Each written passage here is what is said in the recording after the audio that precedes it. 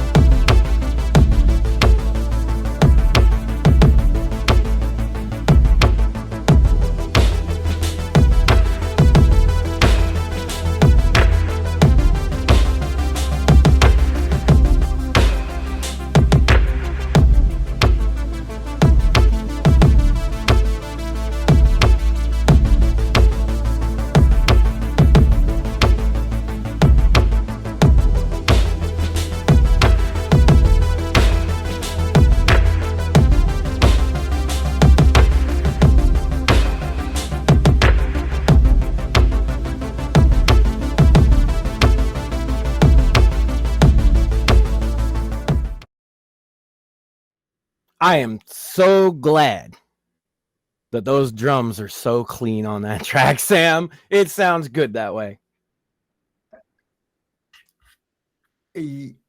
Yeah, I agree with that, Max.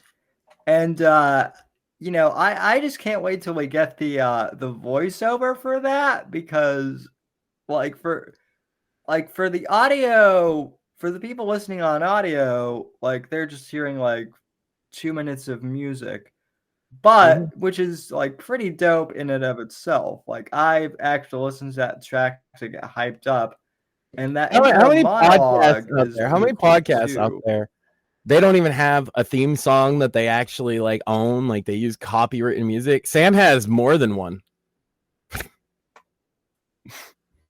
Just saying. Yeah. Well, that's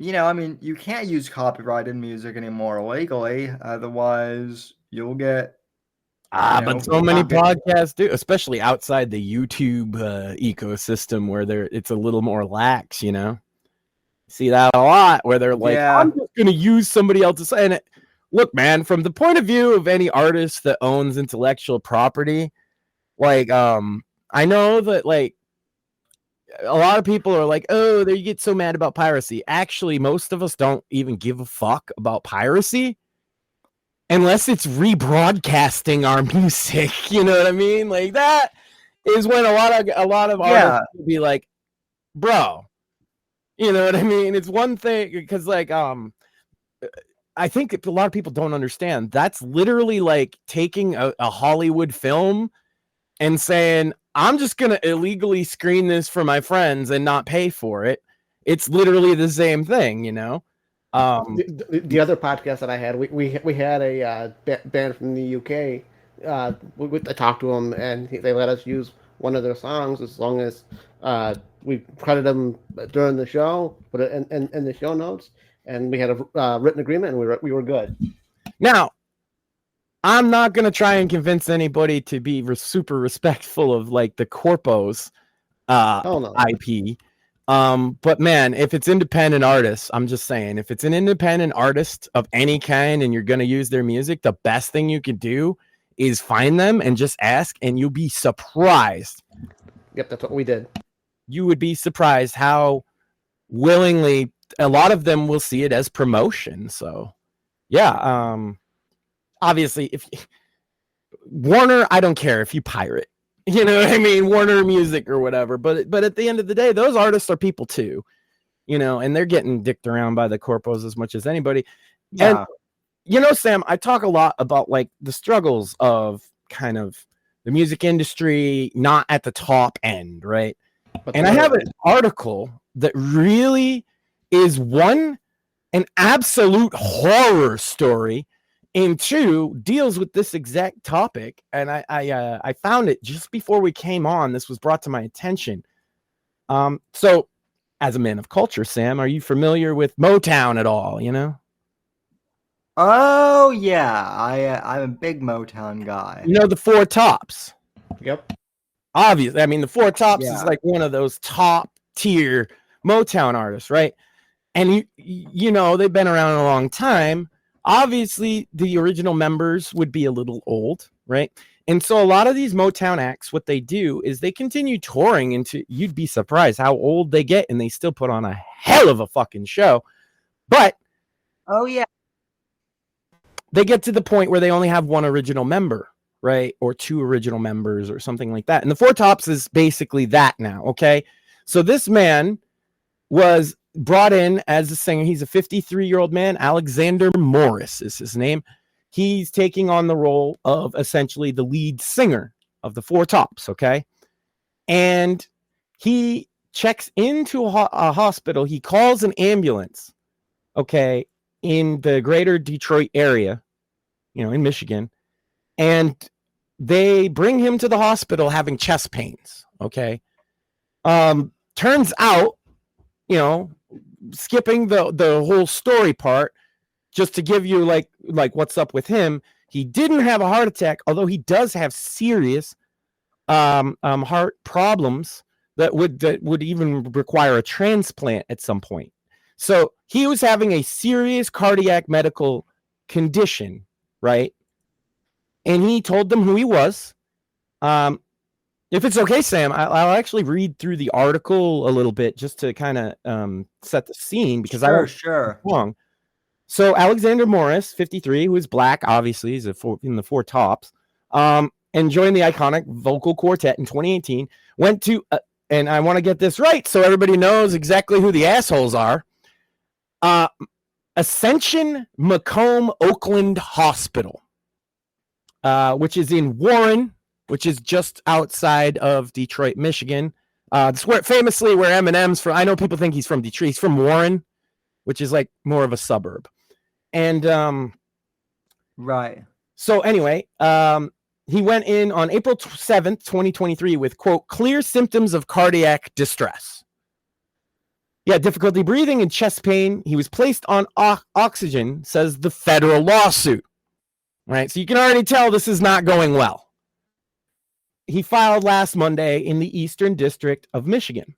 However, when he informed a nurse and security guard in the emergency room that he was a member of the Four Tops and was on tour, and he had security concerns because of fans and potential stalkers, they not only didn't believe him, as the suit claims, instead, the emergency room doctor ordered a stop to all treatment and a psychological evaluation.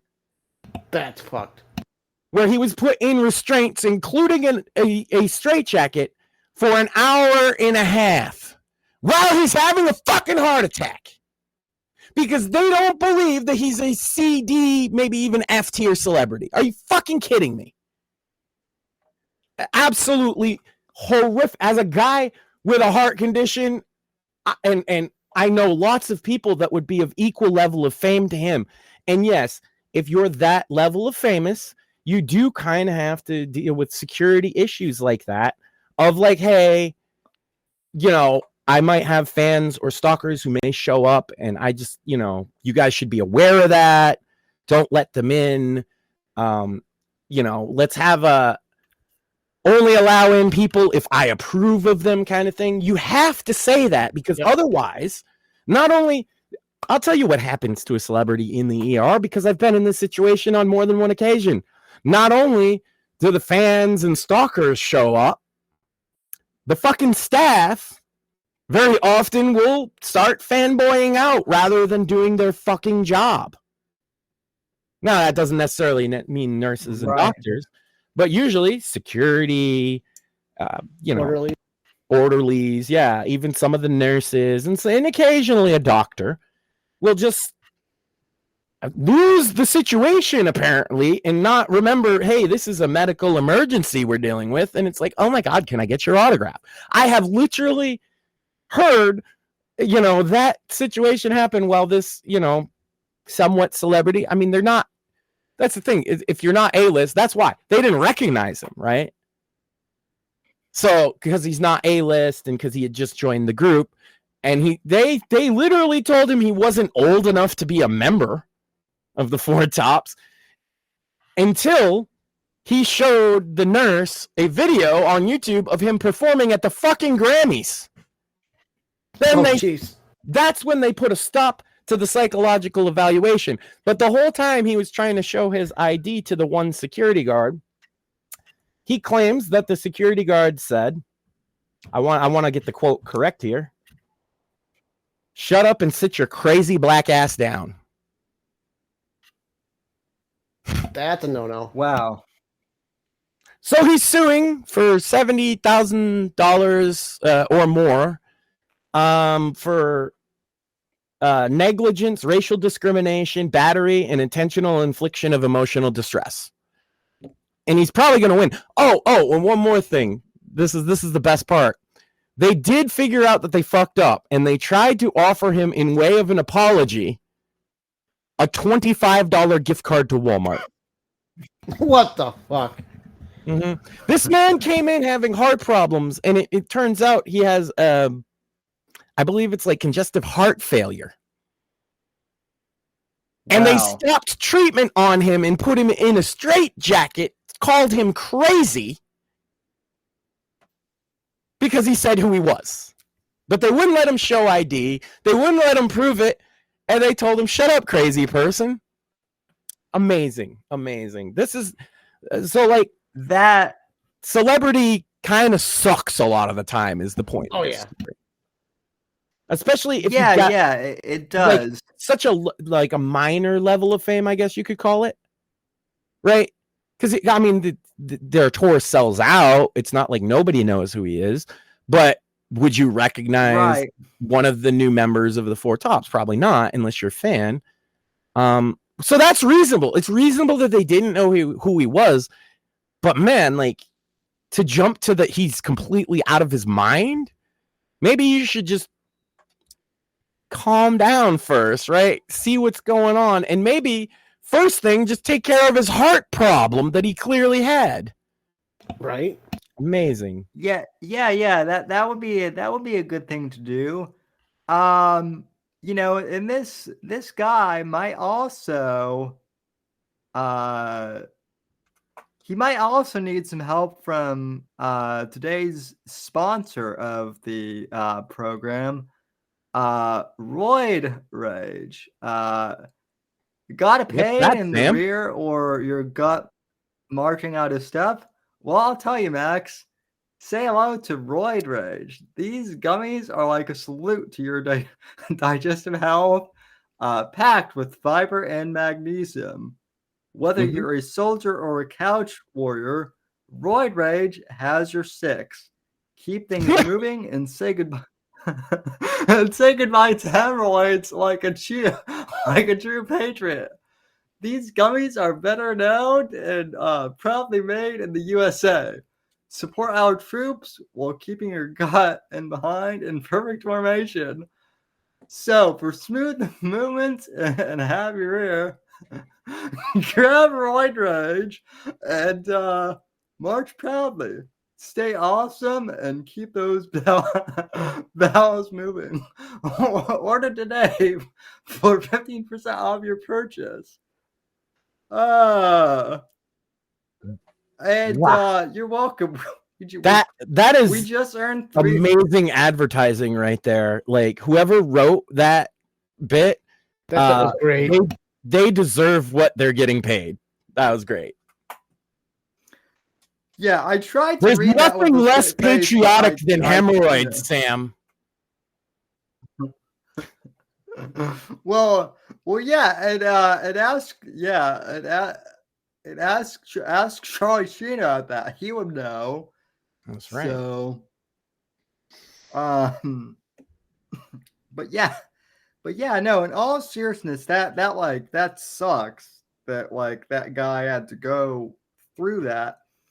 And that is kind of a segue into something I wanted to talk about because as of this past week, the episode with Karina Harney like hit 100 total plays across both Rumble and Spotify. And we've also had great feedback with our interview with Eric Bishop, who, like, granted, he's not, like, neither Karina or Eric are A-list celebrities, but they kind of are celebrities in their respective fields, obviously. And, I think one of the reasons why Right to Offend Media has been so successful or at least we have when interviewing people, is we let our guests speak like unfiltered, basically. I mean, that's been the secret to all of our shows at this point, right? Is like, I certainly don't tell the girls what to say. My God, I couldn't have. I don't have that much imagination. Morpheus and the boys, I find out what they're going to talk about when everybody else does, usually. Good, like trying to shut more up. Yeah. So, everybody kind of just speak from the heart. That's kind of been like, Rumble's kind of been a key to that success. Because we don't have to worry so much. Like we've joked about this before, where you can't say certain words. You have to use replacement words on YouTube, and then they figure out those and ban those too. So it's like my favorite is true crime podcasts or whatever on YouTube. That's the funniest thing in the world to me. That up so bad because they can't tell you what happened. They're like, there was a situation where one person unalived the other person. Somebody, and it's like, there's a lot of ways to unalive somebody. Not all of them are bad. Or my favorite term is they just use the term like self-harm for suicide when it's like it's a bit more than harm. Like, it's a bit more than fucking harm. It's like, trust me, I'm not making fun of people who self-harm themselves. No, we're making fun that's of not fucking good YouTube. either. But like, there's a big difference between like there's a major difference between like an emo girl like cutting themselves and someone actual like suicide. Yeah. They're not even in the same ballpark. No. It's crazy. It's crazy. You can't talk about anything like related to murders or suicides or any deaths, basically, just generally, unless somebody died peacefully of old age, and it's like, how do you do a true crime? That kind of doesn't happen in true crime. Well, it's not even that. It's like someone was asking someone asked today on X, they're like, we have a mental health crisis. In this country, why is no one talking on it? And it's like, well, because if you try, you're going to get censored for even talking about it or using words that might not, be approved. The less clear and specific communication that you're using, the worse, as far as I've always been concerned. That's because now you're, again, conflating, let's say, the 15-year-old emo girl that cuts herself, right, with a veteran, okay, who decides he's going out on his own terms. Those aren't the same thing. They're not even close to the same thing. And to put them on the same level is actually, I would argue, bad for the mental health of that girl. Right? I agree. Who's already clearly needs, some intervention because she's cutting. Now you're telling her what she's doing is equivalent to actual suicide. And it's like, how can this be beneficial to anyone to not use clear and specific language? I just don't get it. And I think a lot of people are turning on YouTube just over that. Unalived is a meme now. People say that because they're afraid to talk on other platforms too. YouTube has, we think in language and we speak in language, right? And so when you can get people to think in YouTubeisms, you can get that to be the new language. And that's what they've done. So now it's self-deletion and soft terms. They're all meant to be soft terms for things that aren't fucking soft. There's a reason why Mort doesn't do mixing of language on X. Here, no, you the gaming podcast.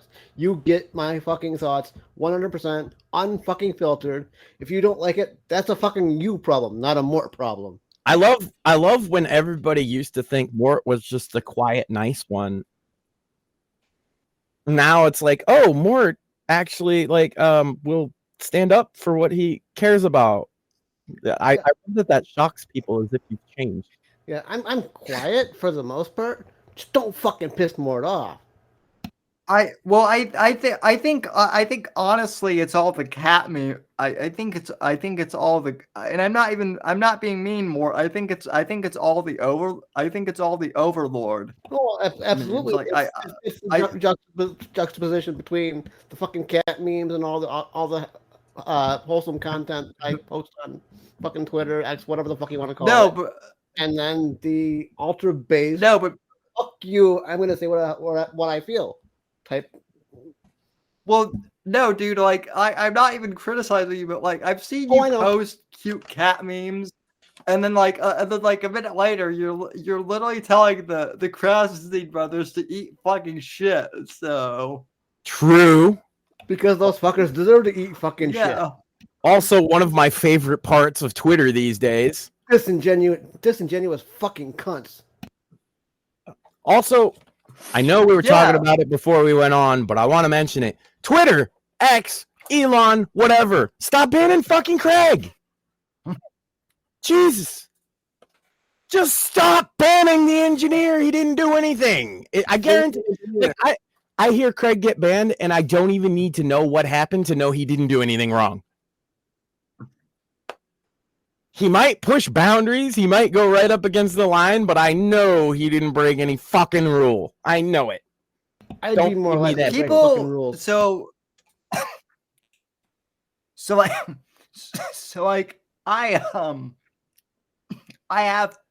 have notifications turned on for Craig, and people are like, why?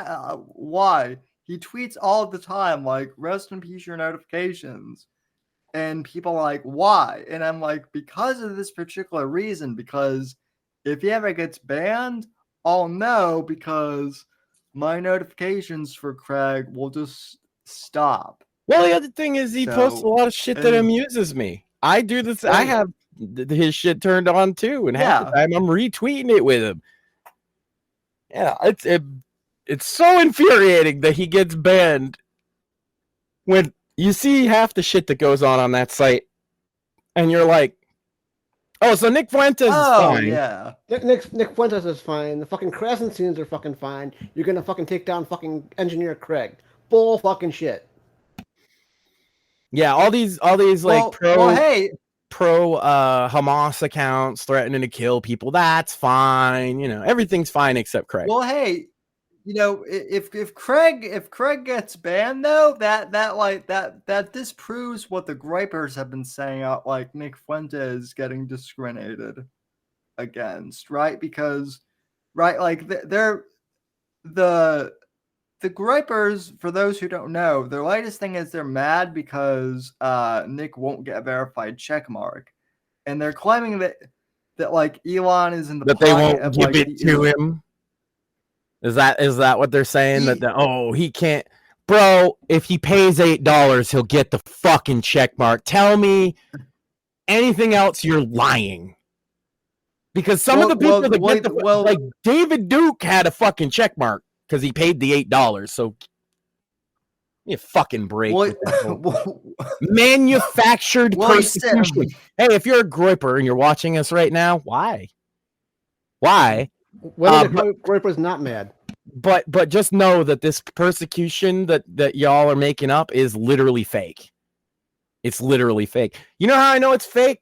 Sam, I have friends that walked near the fucking Capitol building, and by near I mean like 100 yards away, and they got like, I mean, at least in one case, Playboy the Beast, famously 6 months in jail. You know who never got talked to about it? You know who's never been mentioned? The guy that went in the fucking Capitol building and told everybody to go in the Capitol building. I wonder why. It's not the people watching after Fuentes are very much on the left. You notice the left, like, you'll see the low level leftists that will talk shit about the Groypers or whatever, like the low tier people. But notice you'll never see anybody in any position of authority on the left or any status at all. They're not going to mention him at all. That's because he's one of their guys. And listen to what he said. I mean, he just told everybody not to vote for Trump. Did you hear that? I did. Yeah, I did. So apparently, and here's the obvious logic. Well, Trump was pro-Israel. That's it. That's the logic. He hates Jews. He hates Jews, and Biden doesn't. Biden is in a tough spot because Biden, on the one hand, wants to help the large part of his party that's pro-Israel, and on the other hand, a large part of the party is not. A large part of the party is the fucking crazy fucking far leftists. Yeah. But the idea that he's somehow not pro-Israel and Trump is weird, right? That's not true. It's just, I don't know. So it's like, oh, well, if you didn't like Jews, you should not vote for Trump. And I'm like, well, I mean, here's the reality. If you don't like Jews, they're probably both not for you. Right. And I mean, what else do you have? You got, what's that guy? Chase, the libertarian guy. He's the most progressive candidate in the race by far. His big issue is trans rights. So that's if you're big on trans rights, vote libertarian. To me, the idea that fucking Joe Biden is fucking progressive at all is ridiculous. He's not smart enough to really be anything. Oh, I agree. And I don't mean because he's old.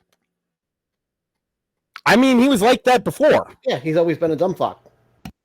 There were jokes in the fucking 70s about how dense Joe Biden is. That ain't new. Well, Biden, there was a clip from him from the 90s, and someone commented that Biden reminds him a lot of Michael Scott from the Office, which Michael Scott's whole thing is he's basically like, the bit is that he is a dumbass boss. So yeah. The bit is, I get the bit, is that he is the corpo progressive idiot, right? Because I know some of the theme on that show would be like he's trying to fight racism by saying racist ass shit that he doesn't realize is racist. I understand it. I mean, the show's not funny. No, but that is even worse acted. Kind of like the Biden administration, right? Yeah, the Biden administration is just The Office. Yeah, and they've turned our fucking country into a fucking left. Actually, no, hold on. The Biden administration has been much funnier than The Office. You know, I can't even dispute that. I mean, look, they had that. You heard about the tranny rapist, the one that showed their titties at the White House. Turns out that they raped a whole bunch of trans men, I guess is the word. Or the guy that liked to steal shoes from airports. It's a different guy, admittedly. Right, I know, but same thing. But this one in particular was the famous tranny that was showing their nipples at the White House event. It's come out the last week that let's just cut all the fucking bullshit since we're here on Rumble and we can speak freely. That man raped 5 women.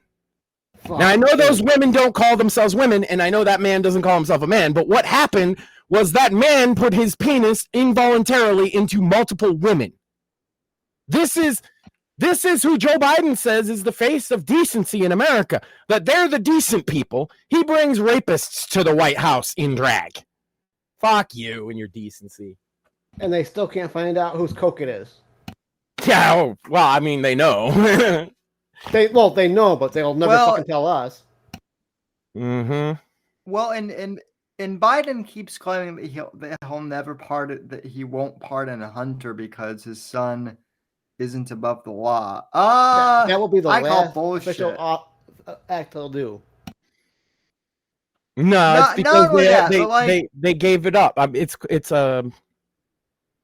if you're a baseball guy, it's a sacrifice, right? You take the run because you take the out. That's all they did. Because it's a minor charge in the grand scheme of things, and he's not going to jail. No, they got him for minor bullshit. Yeah, no, they should have. If they were serious about prosecuting,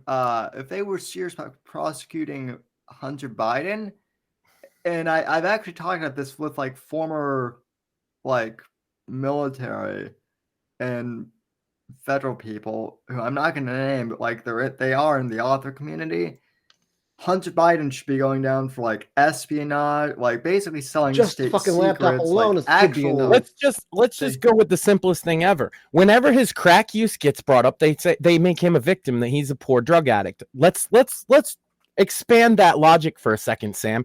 Do they offer that to actual crack addicts on the street, or do they get caught with fucking crack and do 5 to 10 years on a felony charge, have their rights revoked, have their fucking firearm rights revoked, their voting rights revoked, all of that fucking shit for a little tiny fucking rock of crack that this dude fucking smokes casually in the White House? If you or I had that little tiny fucking butt of crack like he did, we'd be going 10 years. 10 fucking years. It's insane. And poor him. But where does that poor victim, they're just a victim of drug addiction, where does that apply to the actual, addicts on the fucking street who are dropping dead? We just had the guy from Crazy Town, who was big when I was a kid. He just dropped dead of a fucking overdose. It's every fucking day you hear somebody, like a famous person, dropping dead of an overdose. If you're in a city area or even a fucking suburban area, you probably know somebody in the course of the last 5 years that have died of an overdose. The drugs are running rampant through this country, and if we get caught with them, if you or I or any normal person gets caught with drugs, we get the fucking book thrown at us. Well, we know that Kamala likes to lock. I'm sorry, Sam. Go ahead. No, I was just going to say, well, we know Kamala likes to lock up all the drug addicts. Especially that's like she likes to lock up drug addicts and then not let an innocent man off a fucking death row until she's fucking forced to. Yeah. So they want to talk about what's above the law or not. The DNC right now is in no position to tell anybody about that. Because I'll tell you right now, you have a bag of crack, you get caught by the cops, you are definitely getting felony charges. And you are definitely going to spend time in jail. It might not be the 5 or 10 years that you'll get charged with because you'll probably take a fucking plea deal. But still, you're going to jail for that one little bump of crack. The one little bump of crack that he just drops casually on the fucking sidewalk outside the fucking way. This man left a kilo of cocaine in the fucking Oval Office. Allegedly. Man, you know how fucking long you'd go away for a kilo? Insane. They want to talk about above the law. You could talk about Burisma, you could talk about Ukraine, you could talk about the prosecutors over there. You could talk about all of that shit, but for the average fucking person, the biggest reason you need to know that Hunter Biden is being above the law right now, and it's because his dad is president, is that if you got caught with a crack, if you got caught with an unlicensed gun, if you got caught with any of this fucking shit, there wouldn't be a question about whether you went to jail or not. There would be no fucking debate. You probably wouldn't even get to trial because they would tell you you're fucked and you would take the plea deal.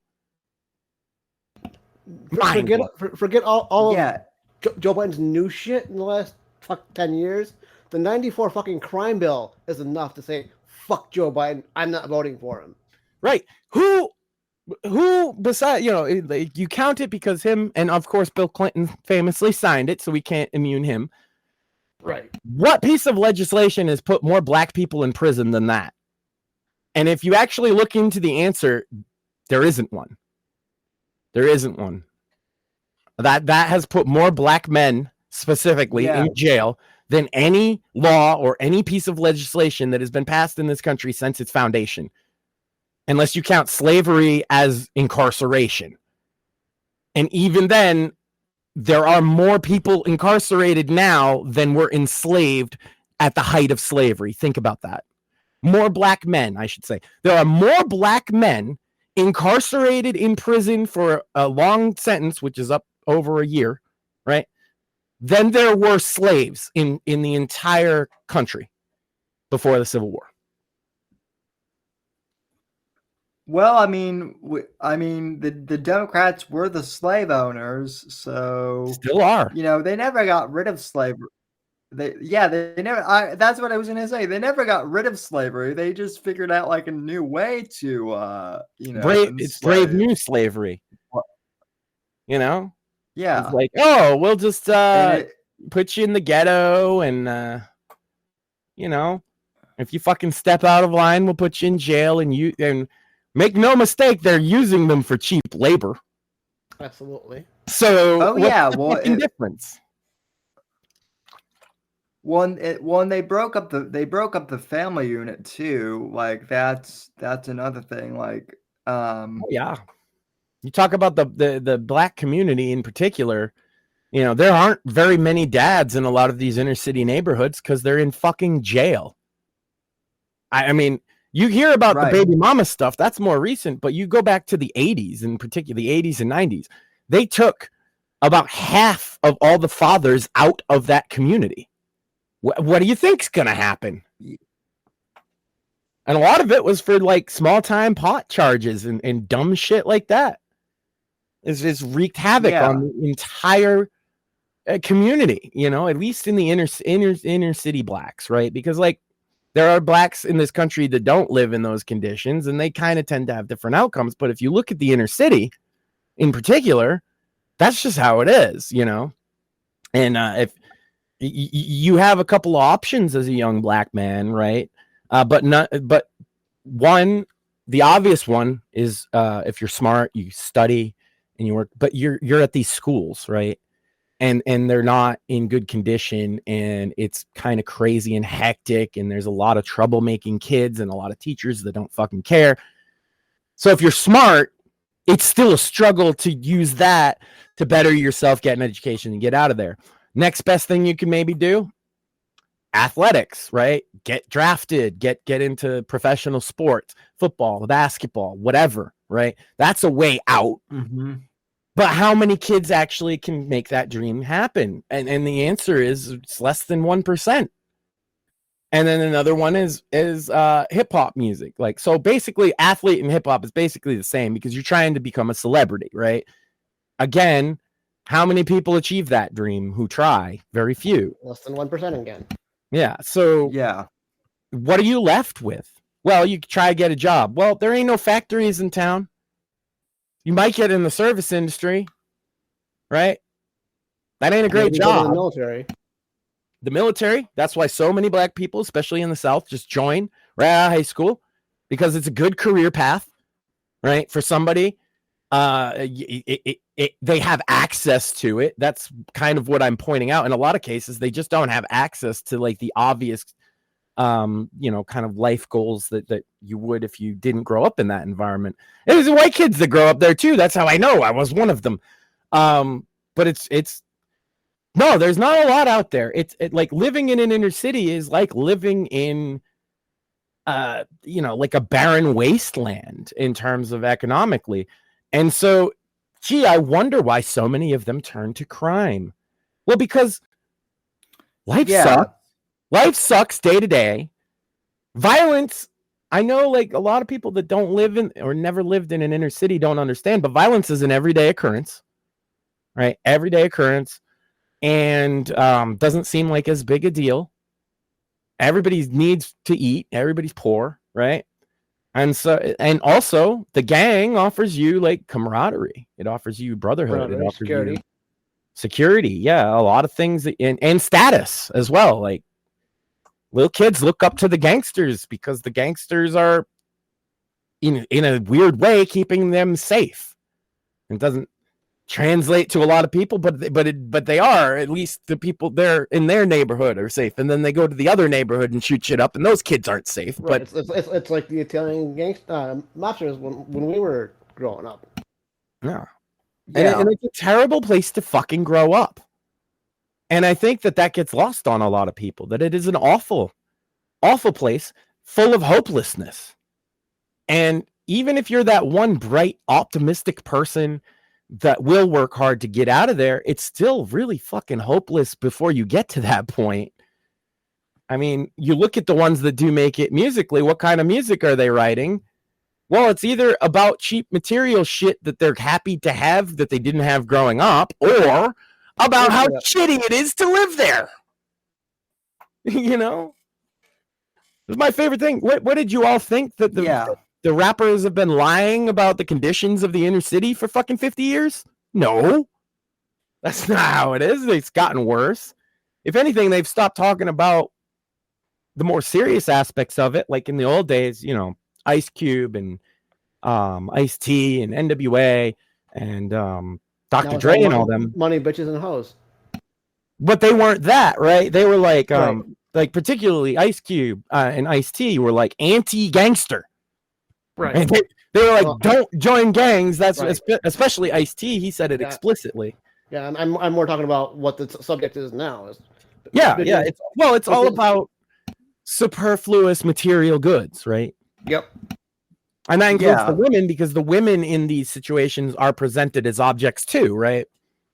The woman in the rap video, you don't hear about that she wrote, you know, what a good mother she is.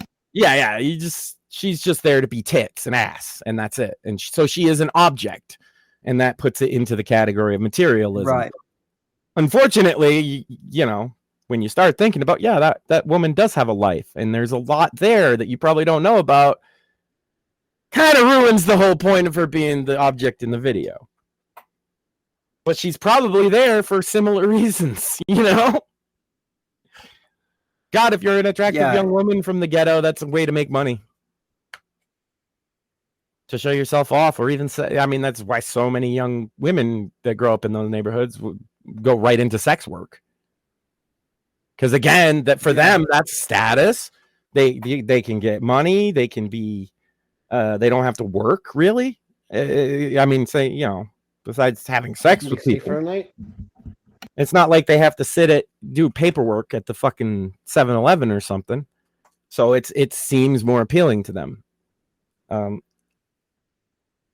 Maybe not all of them get there because it's appealing, but they get there, you know, and it's shitty. And then you come up with situations like one we've mentioned before with a friend of the show, Sictanic, and his mom, who then nobody gave a fuck about her when she was murdered brutally. And I mean, when I say nobody, I mean the law enforcement whose fucking job it was. You know? Oh, well, they don't matter because they're from the ghetto. You wonder why people from those areas feel like they're less than you. It's because they get treated by the system as such. They're already treated like they're outlaws and animals. Is it a stretch? Yeah, and then like from what I've talked with like FX Reagan and other people who are good cops, the problem is it's not just the like average street cop who wants to help. It's the bureaucracy of the police who. There's a couple problems. Yeah, the administration is one of the biggest ones, right? You're spot on there. Yeah, the administration just for and granted, yeah, there are bad cops, but like I've also talked to cops who do want to help. You know, a lot do of want cops to are help just in like jaded. inner cities. A lot of these inner city Yeah. cops are just fucking like, it's every day. Nothing gets better. And look, you know, the thing about being a cop, I don't think people realize is, imagine going into a domestic violence situation, right? You're just going to walk into a domestic violence situation. Now imagine that you do that 6 times a night. That'll wear on your heart. Well, and then imagine that almost every one of these cases, you know, that the woman, let's just say in this case, has been hit. You know it for a fact, like, you know, it's obvious. But she says, "Nuh-uh." And there's nothing you can do except get called back tomorrow night when they get in a fight again. Yep. That will ruin you. And over time, yeah. that will fucking destroy you. And then to add to that fact that half or more of these people are going to have children present when this is going on. And not to mention all the other horrific things. I'm just specifically now, because the most common call a beat cop gets is domestic violence, period. Right? And not just that, but like this is something like, just to kind of like relate it to the whole thing with the Recadas, like people are making a big deal out of the fact that I guess the 9-year-old got into cocaine, which like that is a big deal. But like some of the retired cops I know are like, yeah. And I saw that like every night when I was in the hood, like kids. I mean, yeah, look, that's the Recaida story is terrible to me, right? But it's actually a lot more common than people would like to think. The only thing that makes it unique is, one, his internet celebrity or whatever you want to call it status, and two, the fact that it was a upper middle class white family rather than, I guarantee you, if they worked in a hard neighborhood, they saw that shit every fucking day. Yep. Every fucking and neglect that's what, and abuse of kids that not, you just ignore the drugs, right? For a second, kids that, you know, they haven't had a proper meal and their clothes are dirty and their house is dirty and the parents are bringing, you know, unsafe people around them all the time. I mean, this is like, that's a cop's going to see that every day.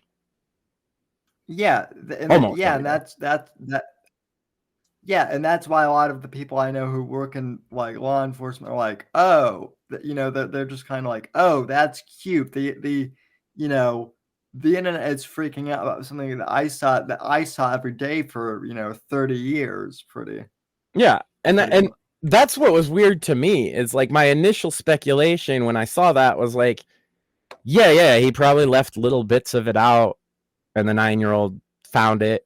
And the thing about cocaine, I've never done it. Not even like put it on my mouth.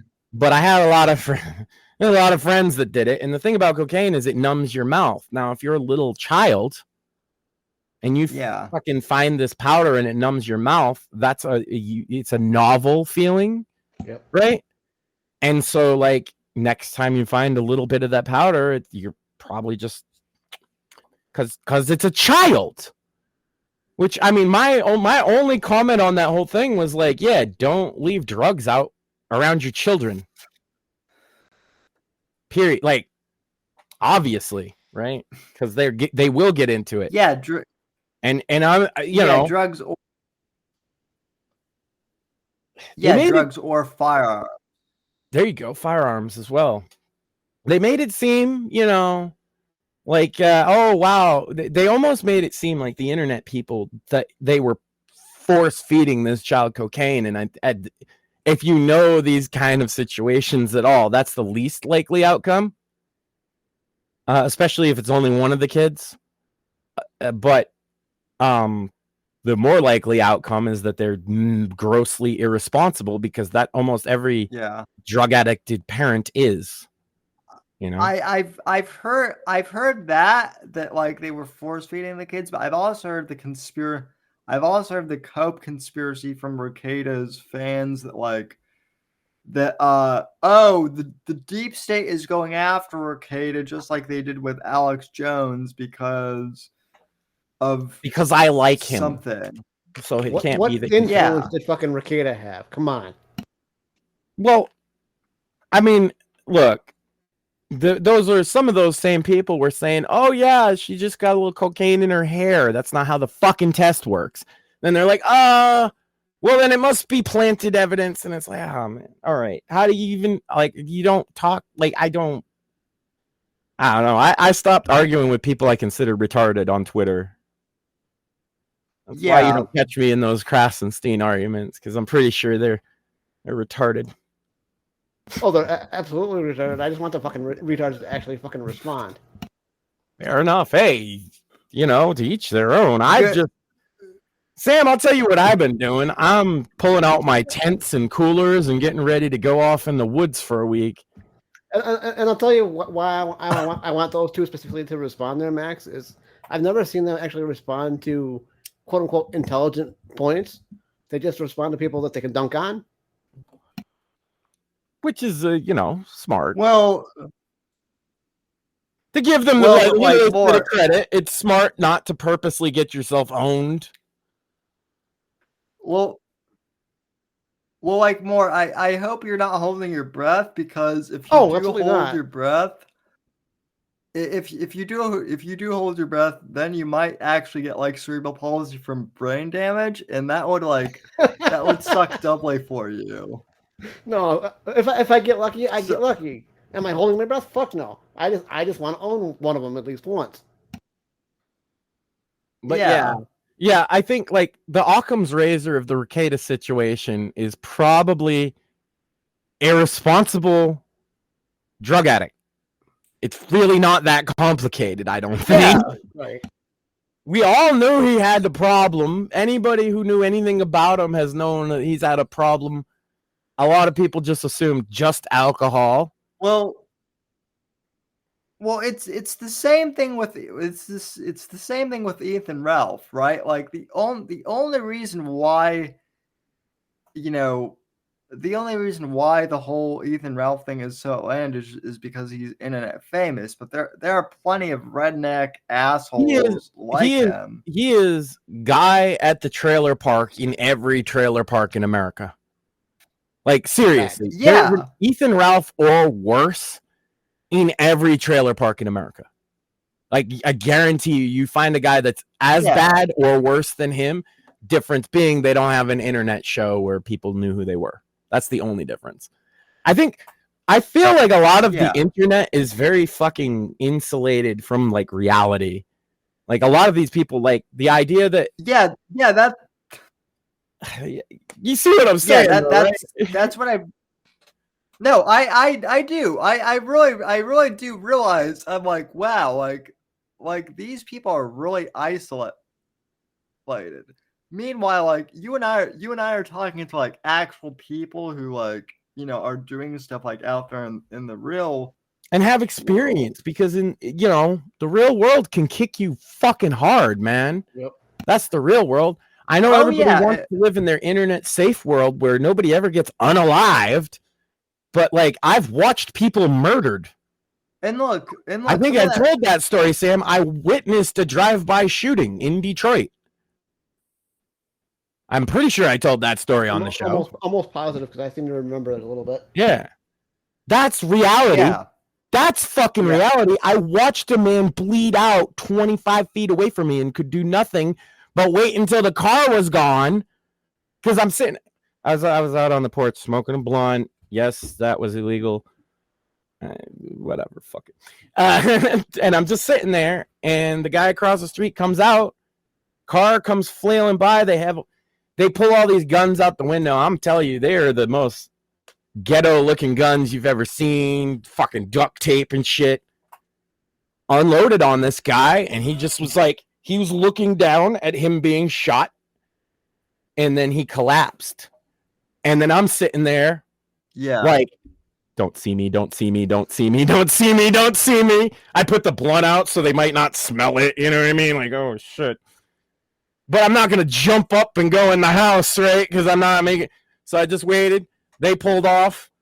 I just casually walked inside.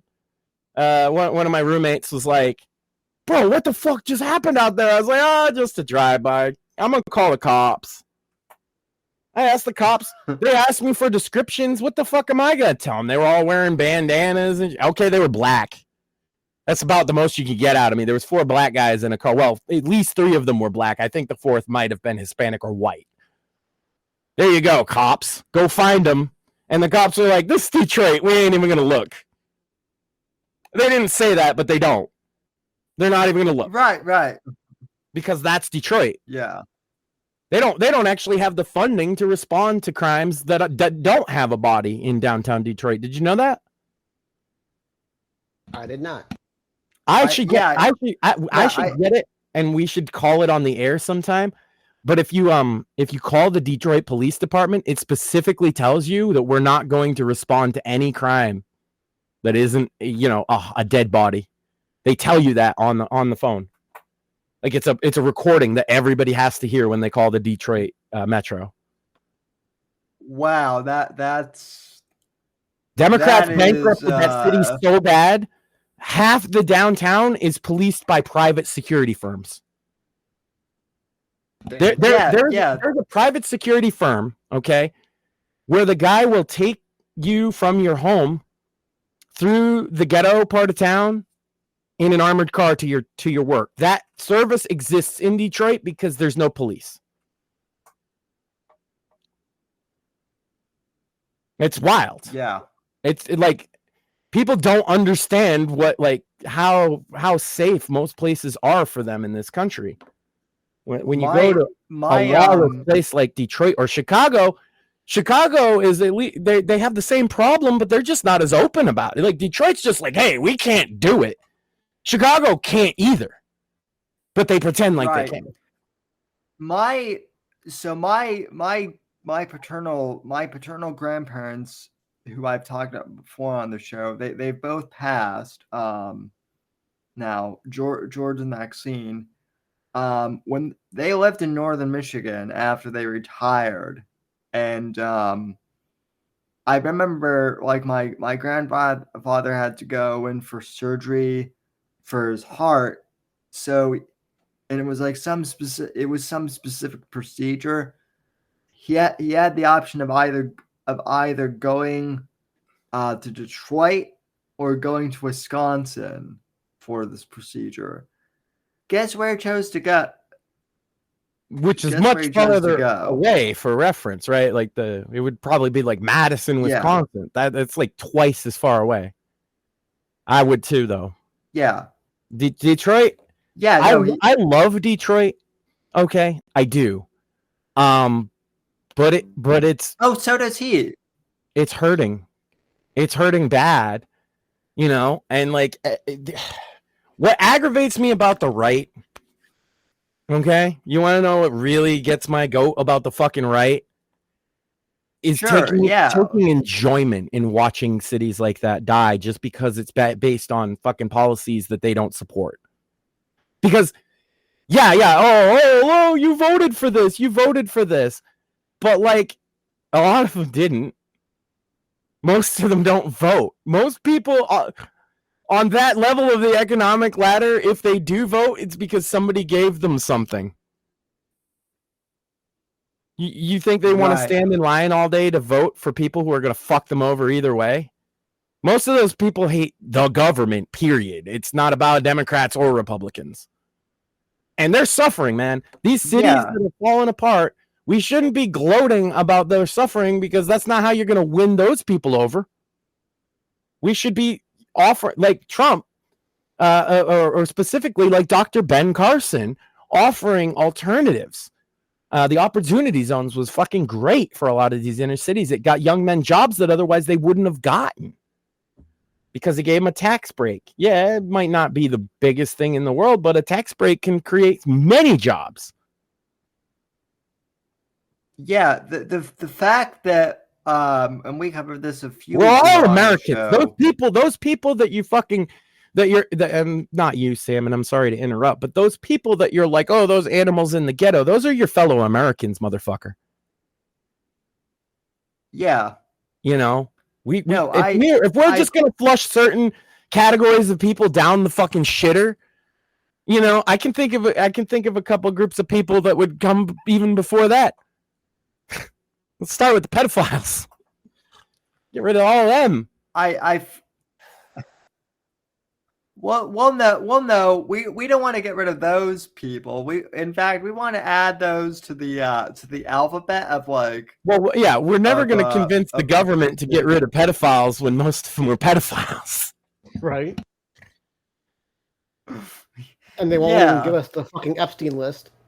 Oh, I got the other one, Sam. Since we're on Law and Order and what it's like in a fucking city, I got a news article, somewhat local. It's a Rhode Island article. So, I mean... Yeah, let's dive into that. There's 3 major cities in Rhode Island, and by most accounts, you would only consider there is one, which is Providence. But the other 2 kind of minor cities in the state would mainly be Warwick and Pawtucket, which is where this happened. I grew up near Pawtucket. Used to go and watch the Pawtucket Red Sox play minor league baseball team at McCoy Stadium. It's a nice mid-sized town, or it was. But not so much anymore. It's been hit really hard with the immigration stick the last couple of years, and crime has gotten pretty bad. And so I want to shout out to a local hero. A Pawtucket liquor store owner who was acquitted of assault on a customer because that customer was trying to rob him, and all charges were now dropped. So he was defending himself in his store. Yeah. I saw, and I've actually gone to this store, and I've seen this guy before. Oh, okay. I got a notification that there's going to be a thunderstorm. Anyway, Hector Lopez is his name. He has worked at the Dexter Warehouse Liquor Store, which I have gone to. It's one of the bigger liquor stores in the area. And so they charged him with felony assault, disorderly conduct, right? And he opted for a bench trial. If anybody knows what that means, that's no jury. That means you're putting it up to the judge. And the judge concluded that the state has failed to prove that Lopez had not acted in self-defense as required to convict someone after self-defense arguments are raised. That's how it... If you say, I was acting in self-defense in Rhode Island specifically, they have to prove you weren't. Good. And so Hector... I mean, if you watch the video, he clearly is defending himself. The guy pulled a gun on him, and then he just swatted the gun away and hit him. It's hard to see because where the camera is, but that's what it looks like. So according to the ruling, Wilson Mortaya, 28, of Central Falls, by the way, illegal. Just so you know, I know that the name Wilson wouldn't necessarily suggest that, but he is an illegal from Guatemala, I believe. He entered 256 Barton Street liquor store at 11 a.m. October 3rd, 2021 to buy a 12-pack of Modelo. Lopez, the store owner, came out from behind the counter, stood in front of him, and was, quote, mean to him. Well, probably. Here's my counter argument. You were looking mad suspicious in that video, and he's the store owner. He wants to make sure you're not robbing him. And then at some point, a weapon was pulled. There was a scuffle, and Moretaya ends up beat to shit. He tried to claim he couldn't remember whether he was drunk or not. I mean, he's going to the liquor store at 11 a.m. Yeah. Totally not drunk. He also had no memory of being found drunk on the sidewalk by police earlier that same day after an apparent assault by an unknown person. So, I mean, basically, even in Rhode Island, you can still stand up for law and order. Good. And, so big shout out to Hector Lopez, local hero. Yes, he has every right to defend his store from thieves and criminals and lowlifes. And I'm glad that he's home tonight with his family. He's a 50-year-old grandfather. So big shout out to Hector Lopez. Congratulations, Hector. And now you need to sue for false arrest. I agree. That is actually somewhat of a positive story, which is good because tonight's show has, it's kind of been a bit heavy. Before we get into too much more, though, I do want to promo. Shout out to Joe in chat. It says in MA that they don't allow us to call the cops for store theft. No, that's true. And I think that's true in Rhode Island as well. But this case kind of, because it wasn't about property theft, it was about assault. That's probably why it made it to the case. But yeah, Joe's right. Massachusetts, I think it's under $500 worth of merchandise that a lot of it's not state policy. I want to be clear about that. But a lot of stores have taken the policy that they refuse to call the cops for what they call quote unquote petty shoplifting. Oh, okay. Right. Yeah. It's not a law like it is in California. But it is, I mean, a lot of these business owners are liberals, right? And so they're told that if you call the cops, you're a racist or whatever. Yeah. Yeah, it's tough. I mean, it's a little worse in like the cityfied areas. Like I'm out in the burbs, but yeah. Pawtucket's one of those cityfied areas. It's not a huge city, but it's He said, I fell asleep for 5 minutes a couple times and got suspended for stealing company time. Jeez, yeah. Oh, yeah. Well, that's why you always got to make sure when you got to take a shit, it better be on the company dime. Right.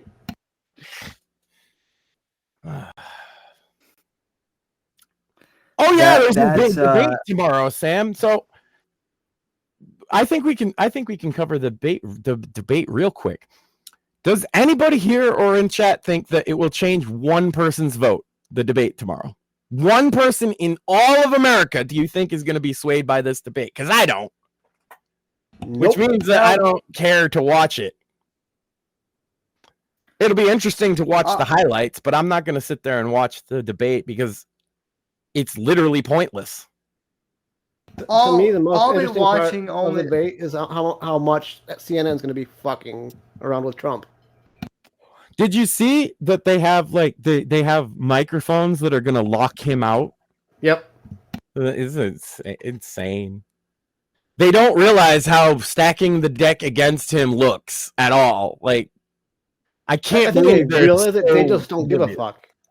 No, I think they're actually oblivious at this point. At first I thought that, but like, no, they think that. I think they think the majority agrees with them. Of course they do. Yeah. Yeah, yeah, because they live in their own bubble. Mm-hmm. And they think that anyone million is gonna fucking happen again. I will actually be watching the debate. I'll be joining Joe's Atmosphere, which he's another channel here on Rumble. He asked me to join his panel. I told him I had no interest in watching the debate, really, but because he invited me on, I would come on. So tune over there to see how long. With all those Republican debates, we really tried watching and doing that, like the grifter thing where they all have to watch it. And it's just like, man, were we ever bored? The only thing of note that came out of any of those debates was fucking Secret Agent, man, and that had nothing to do with the fucking debate. Well, and he might be there on the stream I'm in tomorrow. So like, I might see if I could get him off. Ask him if he's orchestrated any CIA coups lately. This fucking guy. Well, I will also not be watching the debate tomorrow. I'll be on phones at 9 p.m. Oh yeah, 9 p.m. Bits and Bones. I am leaving Sunday to go camping, But we will have a Sandwich Makers broadcast Saturday night, regardless. So Nice. Well, yeah. So that is what I want to say though. Is like I will be on Joe's stream, but I might not be on there the whole time if the debate gets like too boring for me. I got bigger and better Because- things to worry about, Sam. I got my hatchet. I'm ready. Yeah. Let's go. Let's Yeah, cut down some fucking also- trees, baby. Let's light some fire and have some burgers and read the Fourth Estate. Yes, read the Fourth Estate. I will be. I've got a 4th of July sale coming up for the ebook. Actually, Nice. I will be discounting both books for the 4th of July. So I'll post about that on Twitter. As the holiday approaches. So stay tuned for that. Also, I want to thank the What are you audience doing for the 4th, Sammy? I know I'll be camping out in the woods. What do you got planned? You gonna go take in some fireworks, eat some good cookout? Yeah, I'm gonna be watching fireworks by the bay, just like I Nice. do every year, and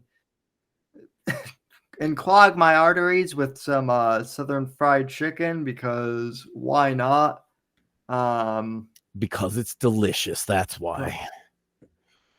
Yeah, probably drink some Yingling. So and maybe some Jack Daniels too. So Yeah. Morpheus, any plans? and Well, it's a Thursday night, so I'm not sure if the boys are gonna want to do a show for Bits and Bones that night. But offhand, I don't really have any plans, so I'm open to doing a show if the guys are. But I don't have anything on the 4th, but on the 6th, my oldest little brother is getting married, so I'll be busy. Oh, congrats! The following weekend. Thank you. Awesome. Yeah, good positive family occasions always a blessing, right? Absolutely. so and then shout out to Eric Bishop. Breach of Trust has reached number 14 on the new releases. That's awesome. Category for and man, he's hit up so many podcasts, and you were his was the first, obviously, but man, on this promotion tour, it's crazy how much time he gave to us. I was very grateful for that. That was a great, fun episode. Yeah, and we were happy to help him out too. Well, I hope we did at least. I hope people watched that episode, and then I'm waiting on my copy. So I've got my ebook I've got my ebook, and now I'm waiting for my signed print copy. Yeah. So the big beta reader, huh? Well, that's why they pay me big bucks for that. Yeah. For that. So now, and for anybody out there, don't let them bully you into not enjoying the 4th of July. Wear your fucking patriotic shirt. My son got me this one for Father's Day. I love it. That's awesome. Anything with red, white, and blue and eagles and patriotism he associates with me, which is pretty cool. That is pretty cool.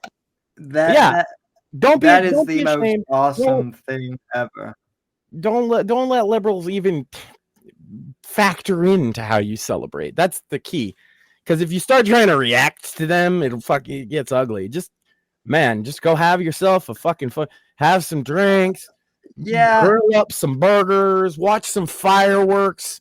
Listen to some fucking patriotic music, and just don't let them ruin it. Because you know what?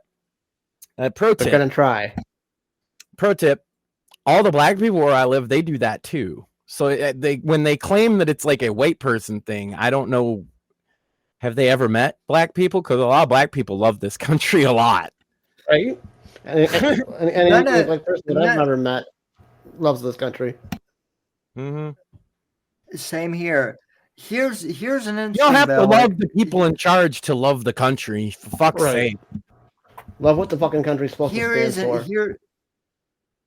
Here is an interesting thing, though, Max, and I am curious about this. Like, I have no objection to Juneteenth personally, but like, I love it. none of the. But I love Juneteenth. No, the fact that we should celebrate freeing the slaves. There should be a day set aside for freeing the fucking slaves. Anybody that doesn't think that doesn't understand the significance of it. Doesn't understand how many men died on either side over this, right? Doesn't understand what freedom fucking means, because we didn't have. I'm sorry that maybe this sounds like a leftist fucking talking point, but we did not have a free country until we got rid of slavery. Period. Agreed. Well, and I do agree with that. What's interesting? The politicization of it is disgusting, but the holiday itself is actually, I think, really cool. Well, what is interesting to me, though, Max, is like, and granted, this could just be a Florida thing, but like most of the black people that I know here, except for like the young ones my age, they don't really celebrate June. No, nobody did. But it's new but to they celebrate. They love 4th of July. Yeah. They celebrated here where I'm at, a lot of the black people, for the first time a Juneteenth, because now it's a federal holiday and they got it off. Are we gonna have a cookout? Fuck yeah, right? Like, we got a day off. It's a fucking good. They like the holiday. I like the holiday. Hey man, I had some good eating that day. Hoo boy. Oh man, they had some good food. Yeah, and they're gonna have a 4th of July party too, because they're two different things. It's not what I think you're getting at is the people calling it Black Independence Day. But it's not. Independence Day is the 4th of July. But to celebrate the day that we ended, human chattel slavery, I think that's pretty cool. Ironic. Just remember that we don't do that anymore. Isn't that a good thing? I guess some people don't. Yeah, and like a lot of. Well, and my black neighbors, they were hilarious about it, because they're like, yeah, we celebrate Juneteenth, but we don't have enough money to celebrate, to throw a thing for both. So like, we'll just save the money for the 4th of July, celebration and do it up then. Well, a lot of these guys get disposable income, and they're like, "Oh shit, extra weekend cookout this summer, let's go." Wasn't even like, "Oh, we're gonna have our black holiday." Of course, they invited all the white people in the neighborhood. Like, are you fucking like, what world do people live in where they can't interact with people normally? I don't understand. They live in the internet world, I guess.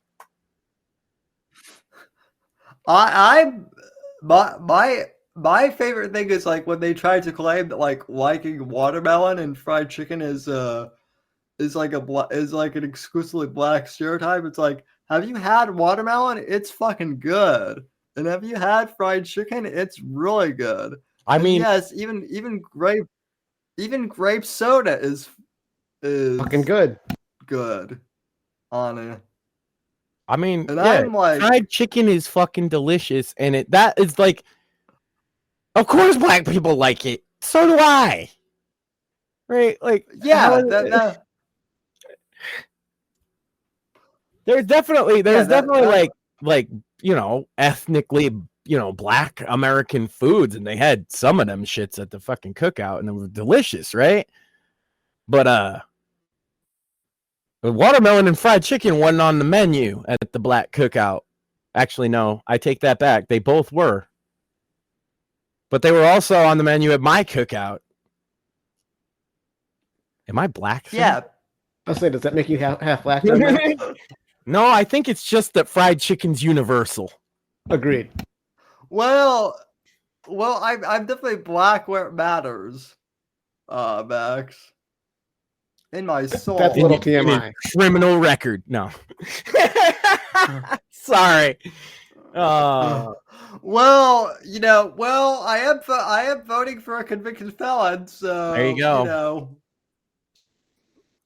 So we're we're all criminals now. We're all criminals now, Max. So hey, I told you about the outlaw effect. I wasn't kidding. You know, the outlaw effect, of course, you know, to explain if you haven't heard me give this before, marijuana as a gateway drug, there's different theories on it. I think that it is in a sense, but it's mostly had to do with the fact that it was illegal because I'm already breaking the law. Makes it a lot easier to break another law, especially when you smoke the pot and you realize, wait a minute, this didn't make me have schizophrenia and go on an axe murder spree. This feels good. In fact, it didn't do much except make me hungry and laugh. Maybe they're lying. And take away my pain. And they're like, yeah, well, you know, all this other stuff's bad too. And it's like, I ain't gonna fucking trust you. You told me this shit was bad. I don't know if this is the same for Sammy, but almost nothing that I've almost ever prescribed drops my pain level to a 0. Guess what drops me to a fucking 0? Motherfucking pot. Yeah, I mean, I can see that. I don't. Fortunately, like I don't deal with pain, which I'm very blessed with. But I can tell you that for me, like the first time I smoked pot, like I felt like I didn't have spasticity or anything. I felt normal. I didn't feel high. I just was like, oh, okay, this is what it feels. This is like what feeling normal feels like, I guess. Well, long story short, I have 2 metal rods and 8 screws in my back. I am a fucking lightning rod, literally. Mm. Yeah.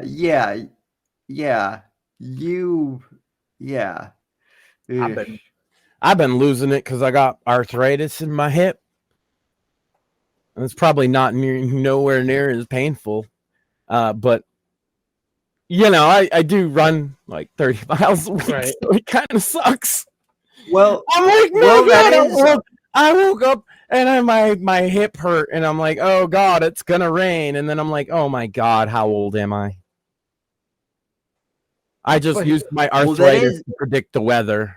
I must be ancient. Well, that is also like why. Max, every so often I'll mention, like I just did to you, gentlemen, that I have literally every day, every minute pain, and they're like, "Hey, Mort, why don't you bitch about it?" Because it's literally part of my life. Because it's normal, yeah. Yeah.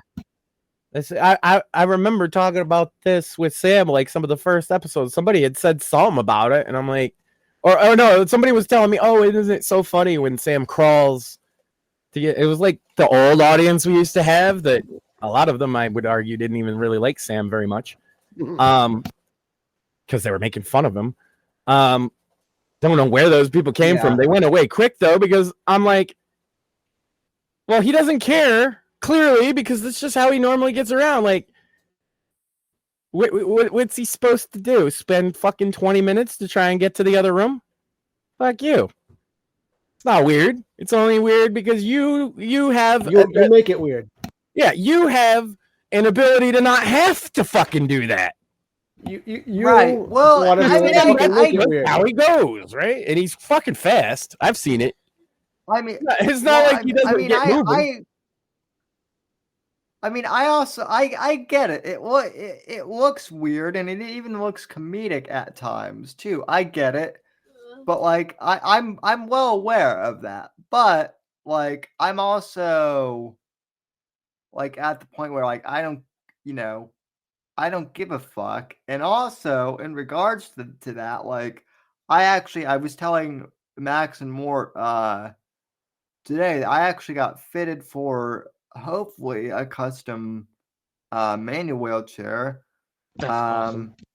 Because like I'm overdue, and also like my physical therapist basically like told me that if I keep crawling everywhere, like specifically on hardwood, like I'm gonna lose what cartilage I have left. Yep. And yeah, I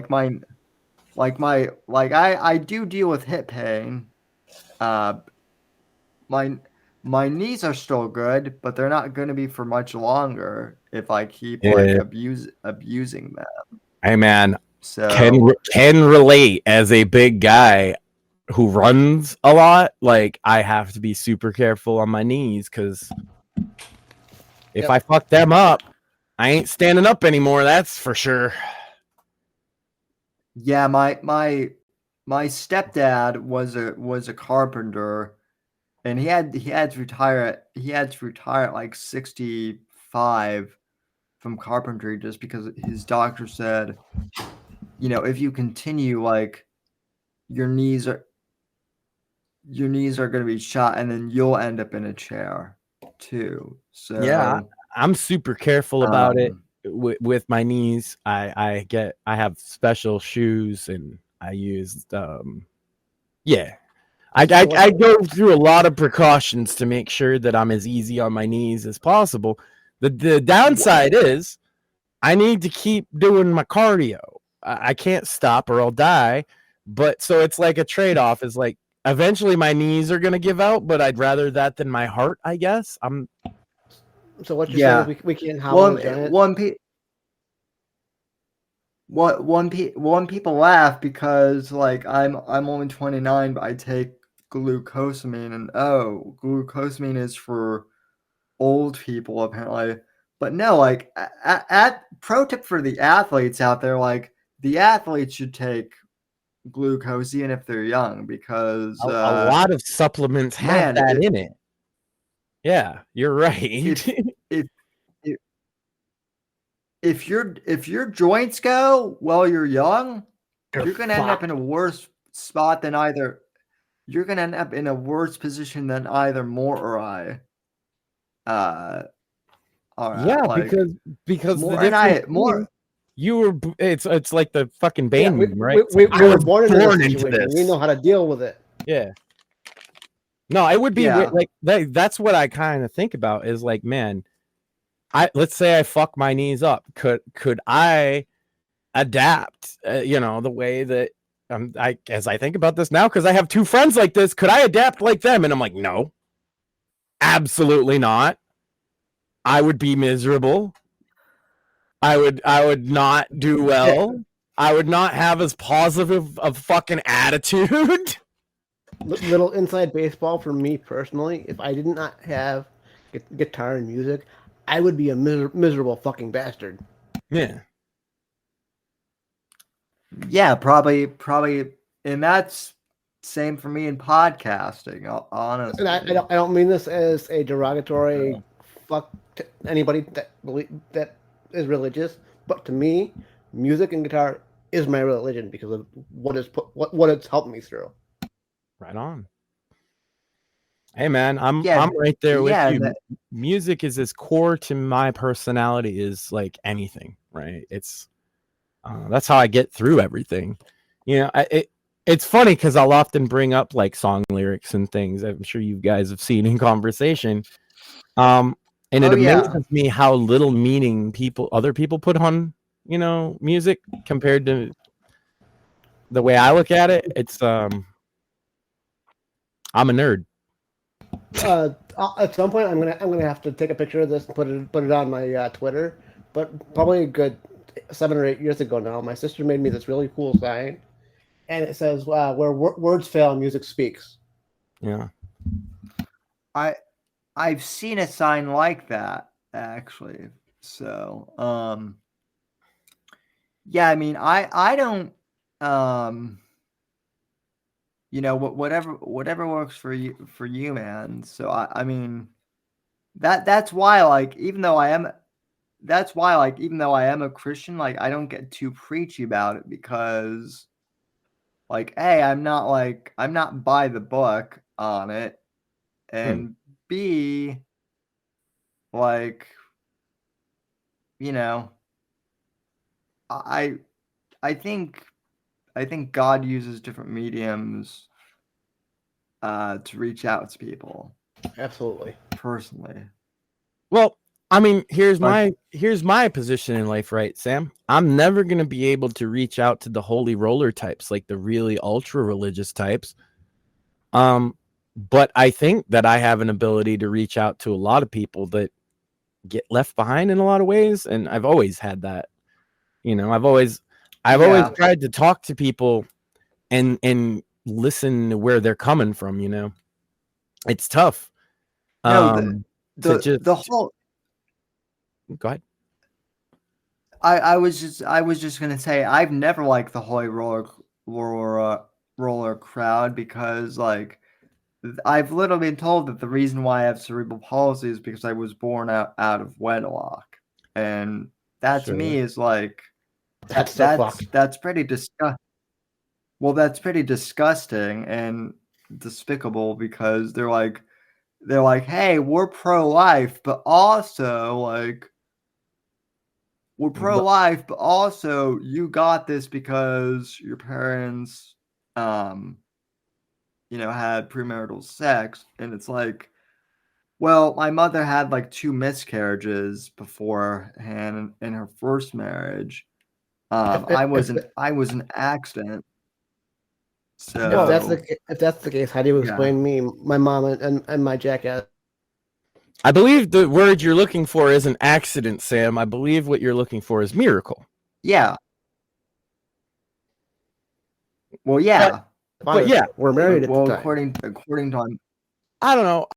I mean, there's people that are like extremely very religious that I don't, that I don't have any problem with it, per se. They're not the holy rollers trying to get in everybody's life kind of stuff. But I'm not.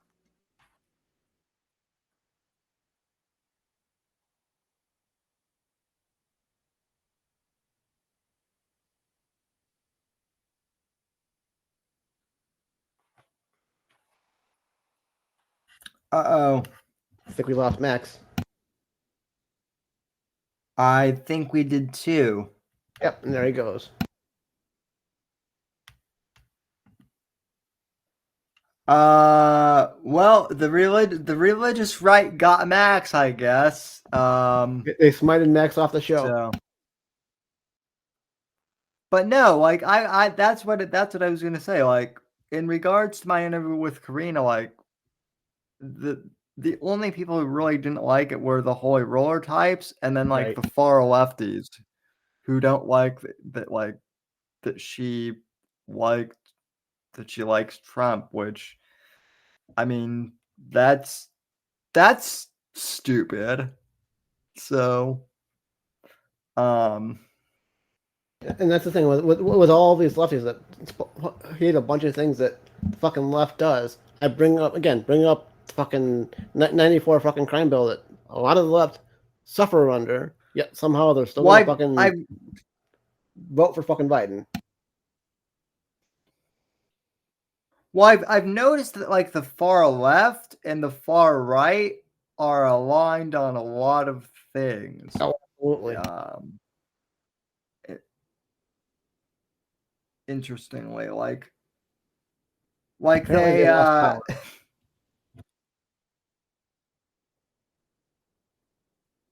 okay. Oh yeah, that explains well, that would explain a lot then. So God literally did smite Max. Well, he did say that they were getting a thunderstorm in the area, right? So, but yeah, I I think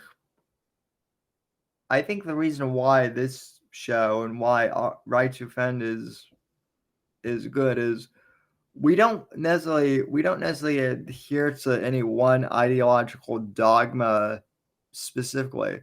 And the other thing too, like specifically with Bits and Bones, is I've noticed that a lot of gaming channels, they just do nonstop like outrage bait with like a lot of the gaming stuff, but like you guys don't do that. Right. We'll mention the DEI stuff, and then we'll look forward to the games that like. Well, like I do have a question. Morpheus, sure. Have you even played Suicide Squad: Kill the Justice League yet? I have not. Do you plan on it? No, because it's hashtag dead game.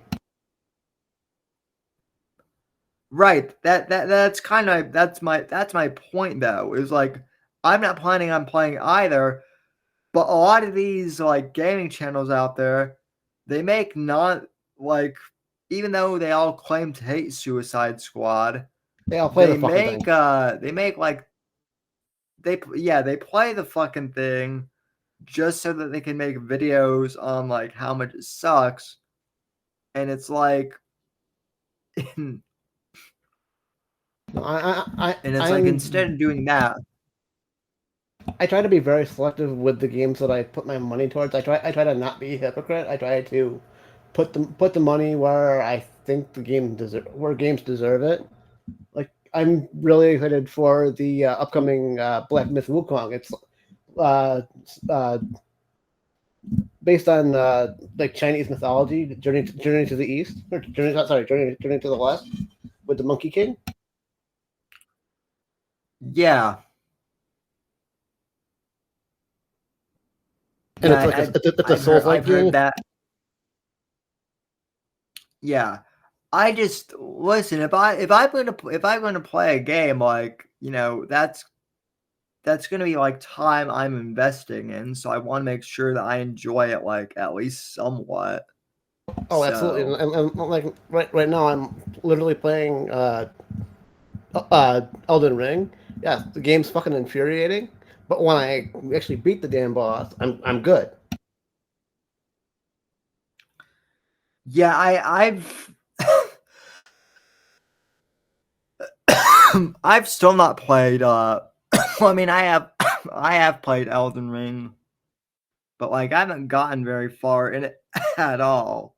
So, in fact, like on my gaming YouTube channel, like I do have footage of me playing Elden Ring, and I suck at it. Yeah, I absolutely suck at it. But So, when I actually figure out a boss, like right now, I'm at Renala. I'm just getting to the point where I can finish off her second phase.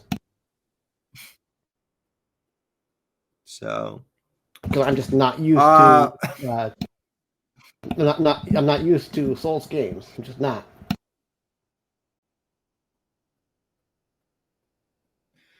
do you like Tomb Raider at all, or I remember playing some of the old school ones back in the day, but I don't have any real affinity towards them.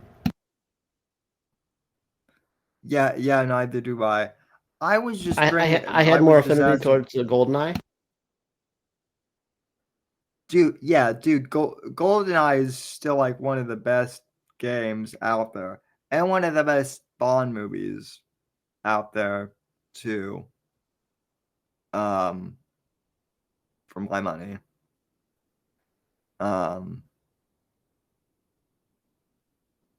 So really, like as far as gaming, like I can't think of anything that like I'm really looking forward to. And At least as far as like. Sorry, go ahead. No, I was gonna say at least as far as like double or triple A. The other game that I'm pretty excited for, as well as one of the co-hosts on Bits and Bones on Thursdays, Core, he showed me a technical test for a game called The First Descendant, and it's like a squad-based, almost like Destiny style game. It's fun as hell. Free to play. Comes out on the 2nd.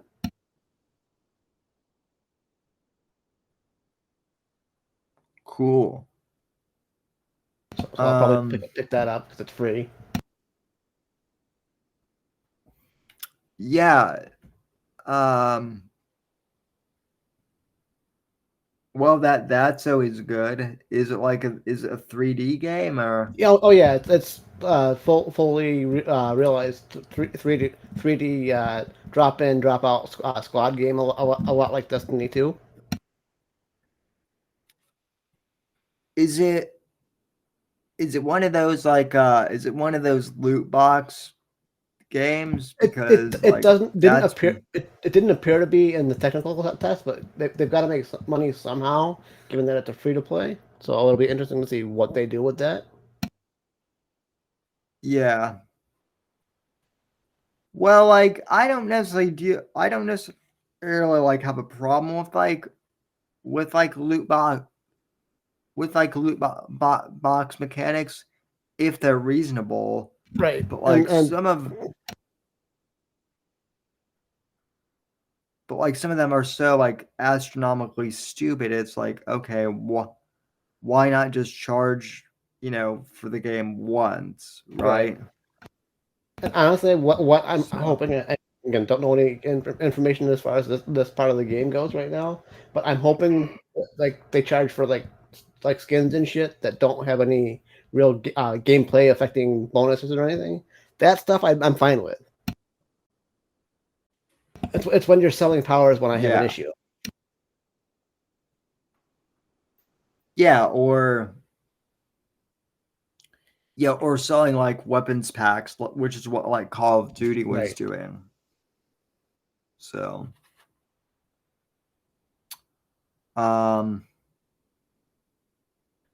anyway, though, well, also, Julian Assange is free. Yeah, I saw that. That's awesome. Yeah, it'll be interesting to see like if he stays alive. Right. If they don't try and kill him. Right. I heard they immediately got him on a plane back to Australia. Yeah, that's good. So get him back on his home soil. Get him back with his wife and kids. Yeah. But anyway, well, do you have anything else or just if you nothing nothing that I can think of, but if you want to hear my hashtag Mort rants, join me, Core, and Tim tomorrow night, Bits and Bones at 9 p.m. EST. Yeah, I don't even know what time the debate is, but like I said, I'll be on Joe's Atmosphere channel tomorrow, and I'll link that once I have more information on that. And if not, like I might actually pop in on Bits and Bones. So that'd be cool. If the debate gets too boring, so and we've got sandwich makers on Saturday evening. Yeah, and then after that we'll be off for the 4th of July. So yeah, should be pretty interesting. And then July we'll have some more guests, I'm thinking. So that should be interesting. So but anyway, well, we hope everyone has a good 4th of July and a good Independence Day. We hope Max gets his power back. And I think we've got everything covered. I'm Sam Whitfield, and the disembodied voice is Morpheus. And from all of us here at NGC, from all of us here at Right to Offend Media, have a good rest of your evening and happy 4th of July, and please be nice to your kitten overlords. Happy 4th. Happy 4th, everyone, and have a good evening, everyone.